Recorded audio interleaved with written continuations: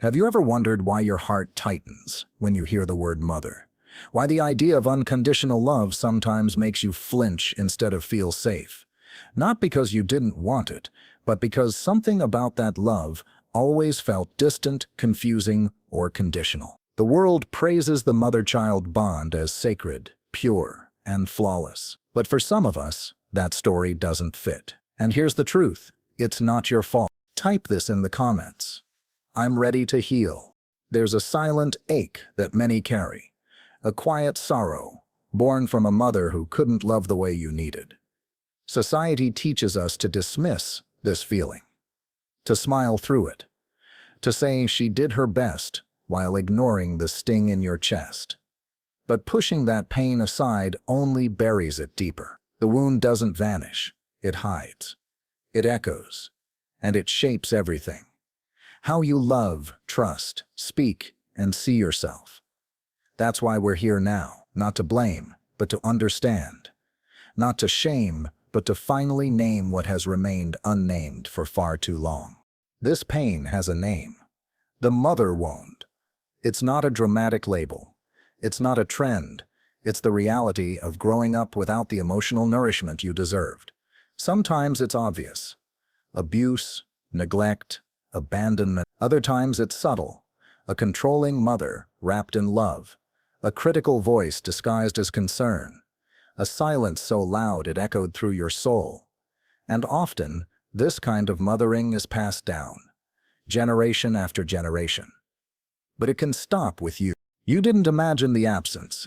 You didn't invent the tension, that invisible pressure to be perfect, to behave, to please. That wasn't love. It was survival. Many people carry this burden, thinking they're simply too sensitive or ungrateful. But that's the voice of conditioning, not truth. The truth is that when the person who was supposed to make you feel safe made you feel small instead, it leaves a wound that doesn't fade just because you're now an adult. There are two kinds of mother wounds that show up most often: the active wound and a hidden wound. The active one is easier to see: physical or verbal abuse, abandonment or neglect. These are the wounds that scream. But then there's the hidden kind, the wound that whispers. It comes from mothers who were overprotective, controlling, or emotionally unavailable. Mothers who turned their daughters into friends or competitors, who gave love with strings attached. And those strings, they stay tied around your worth until you cut them. This hidden wound is like emotional camouflage. You might have grown up thinking your mom was just strict, or that she wanted the best for you. But somewhere along the line, you learned that love had condition, that you had to earn it by shrinking, staying quiet, being who she needed instead of who you were. Over time, that love starts to look like poison in a pretty bottle, sweet on the outside, but destructive inside. And the worst part, you start believing it's your fault, that you're broken, that you're unlovable unless you perform. The pain doesn't end when you move out. It lives in how you doubt yourself, how you chase approval, how you flinch when someone gets too close. Authors like Peg Streep and Alice Miller showed how this trauma seeps into adulthood. Carl Jung added something deeper. He said the mother is the first image of the world. When that image fails, the world becomes unsafe, love becomes scary, and the child, they build a false self just to survive. But now, as an adult, you no longer have to survive. You're allowed to heal. You're allowed to reclaim who you were before the wound. Sometimes we go years thinking something's wrong with us. Too sensitive, too needy, too much, without realizing we've been carrying emotional wounds that were never ours to begin with. These aren't just memories.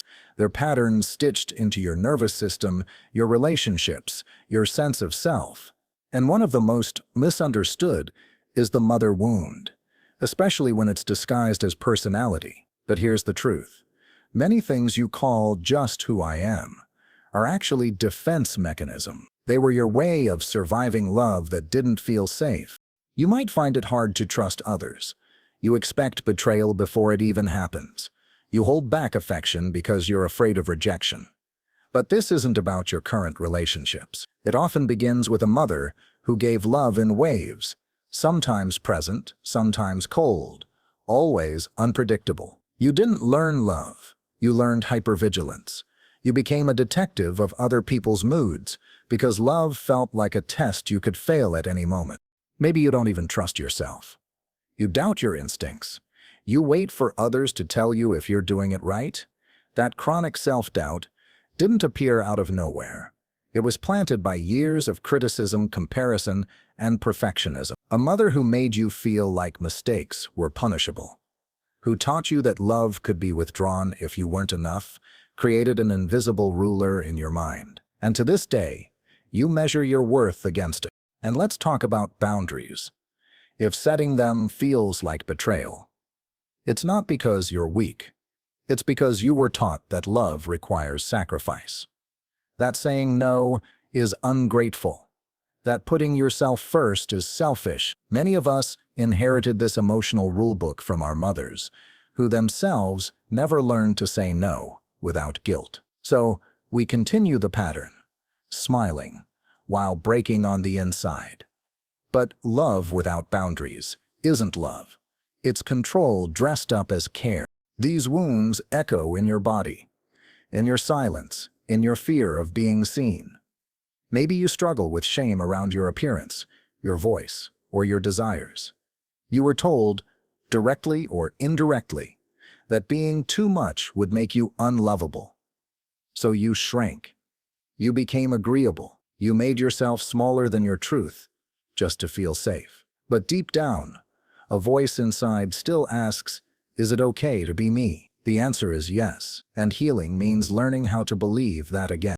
You might wonder why you keep attracting the same kind of relationships. Partners who don't see you, who use you, who hurt you, in ways that feel eerily familiar. That's not bad luck. It's your unconscious trying to replay the past to finally fix what went wrong. The child inside you keeps hoping. Maybe this time, love will come the right way. But you can't rewrite your childhood through someone else. Healing doesn't happen through repetition. It begins with recognition. All of this traces back to a single source, the attachment pattern you formed in childhood. Not just how your mother acted, but how her presence or absence taught you to expect love. Whether you learned to cling to affection, run from it, or distrust it entirely, these emotional blueprints still live inside you. But the beauty of this work is simple. You don't have to stay stuck in those patterns. Once you see the wound, you can start to heal it, and that awareness, that's where everything starts to change. Let's take a deeper look at what attachment really means, because it's more than a theory. It's the emotional code your nervous system follows in every relationship. And more often than not, this code was written in your earliest years by the bond you had or didn't have with your mother. The way she responded to your cries, your fears, your joy, all of it created a template. That template didn't stay in childhood. It became the silent script behind how you give and receive love today. When a mother offers steady affection, when she's emotionally available and present, a child learns to feel secure. They grow up with a sense that love is safe, consistent, and real. This is called secure attachment. But if that presence is unstable, if love is given one day and withdrawn the next, the child develops insecure patterns. These are the roots of the mother wound. And though the past may be blurry, the effects are crystal clear. Relationships that trigger fear, anxiety, and self-doubt. Anxious attachment forms when the child is unsure if love will stay. The mother might be warm sometimes, but critical or distant at other times. This inconsistency becomes a source of anxiety. The child starts clinging to connection, fearing it will vanish at any moment. As adults, these people love intensely, but fear abandonment. They might become people-pleasers, overgivers, or constantly need reassurance, not because they're needy, but because love always felt like something that could be taken away. Then there's avoidant attachment, where the child learns that Expressing emotions leads to rejection or punishment. These are the children of emotionally cold or rigid mothers. They grow up believing that vulnerability is dangerous, so they build walls, detach, and become fiercely independent. As adults, they struggle with intimacy, not because they don't want love, but because they learned love was unsafe. They don't trust it will last, so they push it away before it can hurt them. There's a third type too: disorganized attachment. This forms when the mother is both a source of comfort and fear. In homes where emotional violence or trauma existed, the child becomes confused. They want closeness, but fear it. This leads to chaotic relationships, self-sabotage, and deep emotional conflict. Love becomes a battlefield. The person craves it and fears it at the same time. They swing between needing connection and running from it, never truly feeling safe in either space. Here's what all these patterns have in common. They stem from early emotional wounds. Not just what happened, but what didn't. The hug that never came. The voice that never comforted.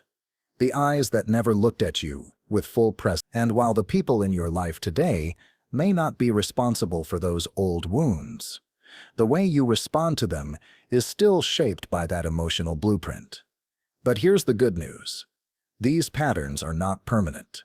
They're not your destiny. They are maps, and once you read them clearly, you can choose a different path. Healing begins when you stop saying, "This is just how I am," and start asking, "Where did I learn to be this way?" It's not about blaming your mother. It's about tracing the roots of your story so you can finally grow beyond it. You may not have had the love you needed back then, but now you get to give it to yourself, consciously and courageously. And that is the beginning of emotional freedom. You may think your relationship with your mother is behind you. You've moved out. You've grown up. Maybe you even have a family of your own now. But the truth is, the real challenge isn't always the mother you had. It's the mother you still carry within. The voice in your head that questions your worth, that demands perfection, that whispers, "You're not enough." That voice isn't just random. It's the echo of emotional memories, and it forms what psychologists call the inner mother. Carl Jung described this inner presence as an archetype, a great mother, a symbol deeply embedded in our collective unconscious. She has two sides. One is nurturing, loving, and safe. The other is critical, suffocating, and withholding. When our real mothers harmed us, intentionally or not, the image we internalized tilted toward the darker side. Even years later, you may still find yourself trying to win her approval, avoiding her judgment, or shrinking to keep the peace. And all of that happens inside your own mind. This is why healing the mother wound isn't always about confronting your actual mother. In fact, she could be long gone, or completely unwilling to change. The healing happens by transforming the relationship with the inner mother, the one who speaks to you in the quiet moments, the one who decides how much love you think you deserve. This internal dialogue has the power to build you up or to keep you trapped. But here's the truth: you can change the voice. Changing that voice begins by listening to it, noticing how often it criticizes you, how it reacts when you fail, how it withholds compassion. That's the old programming, and it's not your true self. It's the wounded child replaying the script. But now, there's another part of you, the adult you, who can step in, who can start rewriting that inner script with tenderness, protection, and love. Healing doesn't require your mother to become someone else. It asks you to become who you needed back then. So how do you do that? You rebuild the emotional home you live in. You create space for the feelings that were once silenced. You replace judgment with curiosity. You stop asking, "What did I do wrong?" and start asking, "What did I never receive?" That shift unlocks compassion, not just for your mother's pain, but for your own. It helps you see that what happened to you wasn't a reflection of your worth. It was a reflection of her limitations. And understanding that is power. Many of us wear a mask we've carried since childhood. Jung called it the persona, the part of us we show the world to survive. The child who learned to be quiet, polite, helpful, never a burden. But under that mask lives your authentic self, messy, beautiful, emotional, alive. The mother wound teaches you to hide that self, but healing invites you to reclaim it, to take off the mask, to let go of the roles you were assigned, and to step at last into who you really are, not who you had to be. From an early age, you learned to perform, to smile when you wanted to cry, to say "I'm fine" when your heart was breaking. You adapted not because you were fake, but because it was the only way to feel safe. Somewhere along the line, you got the message: who you are isn't enough. So become someone else. And that someone else is what Jung called the persona. A social mask built for survival, not for truth. This persona isn't wrong. It helped you move through a world that didn't know how to meet your emotional needs. It protected you in moments when your vulnerability was punished, not held. But the longer you wear it, the easier it is to forget who you are underneath. That's how the mother wound hides behind achievements, politeness, perfection. It tells you, be agreeable. Don't take up space. Be what others need. And slowly, you begin to disappear from your own life. What you repressed, the anger, the fear, the sadness, the desire, didn't vanish. It was pushed into the shadow, the hidden part of your psyche, where unwanted emotions go. But here's the catch. What's repressed eventually returns. It leaks out in anxiety, in self-sabotage, in overreactions you don't understand. These aren't flaws. They're cries from the parts of you that were never allowed to speak. And at the center of it all is what Jung called the mother complex, an emotional knot tied to your earliest experiences with your mother. This complex isn't just a memory. It's an energy. When it's triggered, you might feel like that same little child again, trying to please, trying to be good, craving love, fearing rejection. No matter how old you are, the pain feels fresh, real, immediate. You're not reacting as the adult you are today. You're reacting as the child who was once invisible, silenced, or shamed. And until you see that, the cycle continues, shrinking yourself, giving too much, losing touch with your own center. But here's something powerful. That cycle can end. And it doesn't require your mother to say or do anything different. It begins when you recognize what parts of you were shaped in reaction to pain. When you stop saying, "This is just who I am," and start asking, "Who did I become to be loved?" That's the beginning of self-reclamation. It's the moment you choose to stop being a reaction and start being real. The love you've spent a lifetime searching for outside of yourself? It starts by turning inward, by allowing your true self to come back to life. And that process begins with acknowledging the parts you had to abandon just to be accepted. Healing the mother wound isn't just emotional, it's spiritual. It's about recovering your voice, your presence, your wholeness. And the truth is, you are not broken. You adapted. You survived. And now you get to thrive. What if I told you that the people you're drawn to, the ones you date, fall for, or even chase, are often reflections of the very wound you're trying to heal?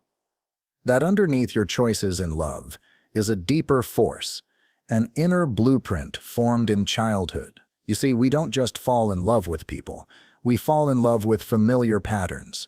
And the mother wound plays a massive role in who you're emotionally wired to be attracted to. Carl Jung explained this through archetypes, psychic imprints that shape our inner world. He said each of us carries a symbolic inner partner. In men, it's the anima, a representation of the feminine.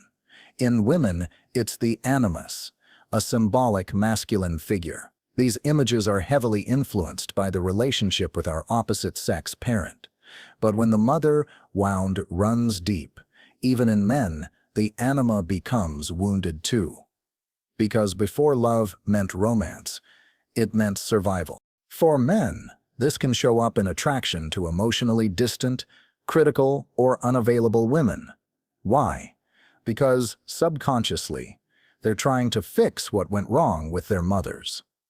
They're not just loving, they're hoping that this time, if they do everything right, they'll be chosen, seen, and accepted. But love that begins with desperation isn't love, it's reenactment. And until the original wound is faced, relationships keep replaying the same script with new actors.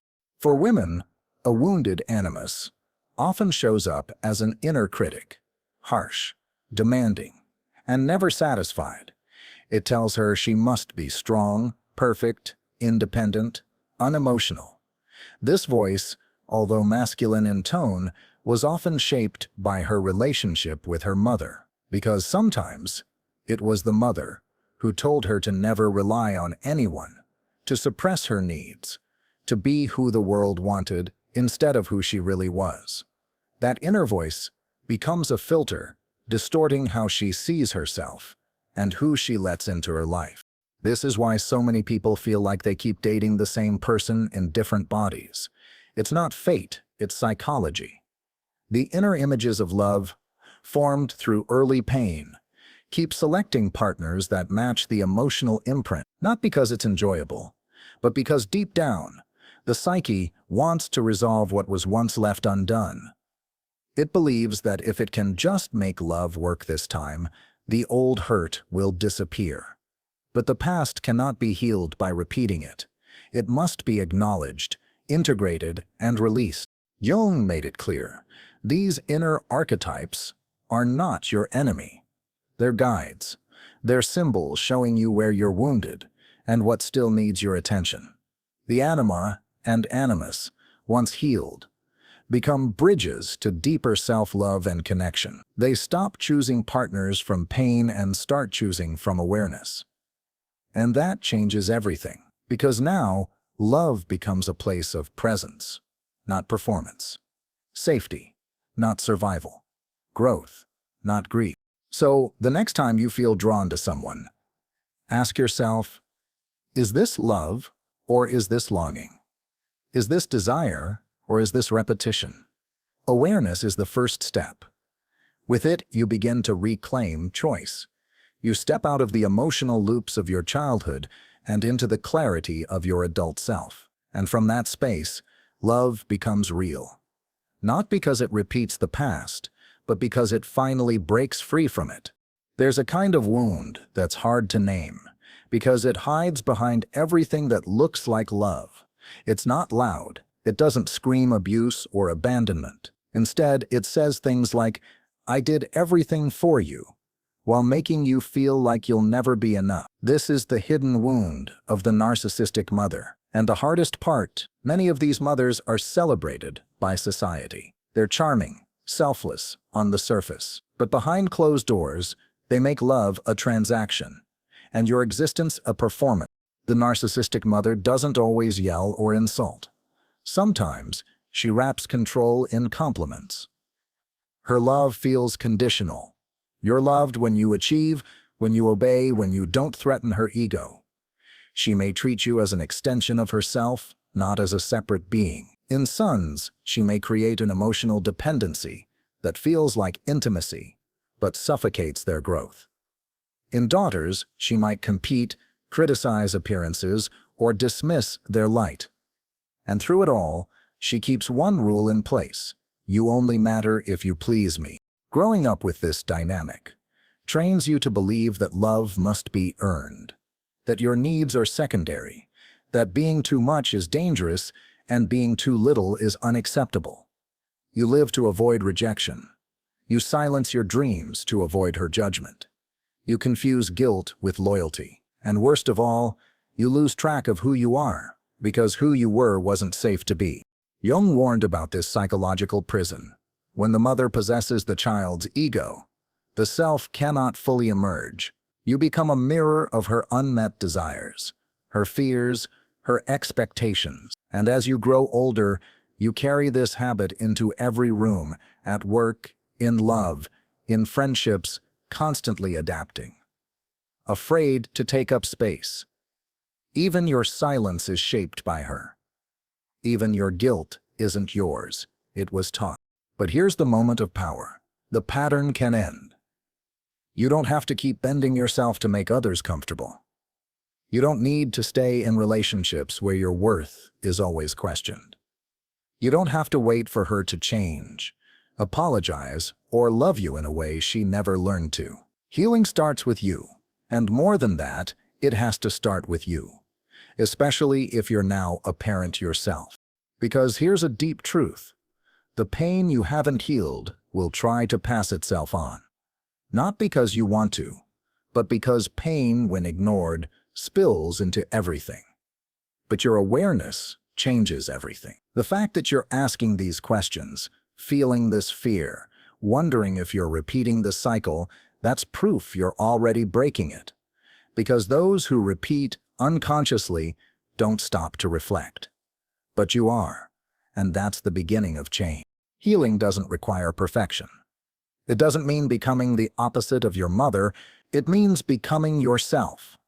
Awake, present, capable of holding your pain without letting it define your actions. Because children don't need perfect parents. They need conscious ones. Those who pause, reflect, and choose differently. And if you weren't given that kind of love, give it to yourself. Because the most powerful legacy isn't the one you inherit, it's the one you choose to create. Let's be honest. Healing the mother wound is messy. It doesn't happen overnight, and it doesn't follow a neat step-by-step plan. Sometimes it starts with anger. Other times it starts with grief. And often it begins with the smallest shift, an internal whisper that says, "I can't carry this anymore." That whisper is sacred. It's the voice of your inner truth, finally waking up after years of being silenced. And it's where real transformation begins. You don't need your mother's permission to heal. You don't need her apology to move forward. Yes, it's normal to want it. It's human to long for the closure you never received. But waiting for someone else to give you peace keeps you in the same emotional prison.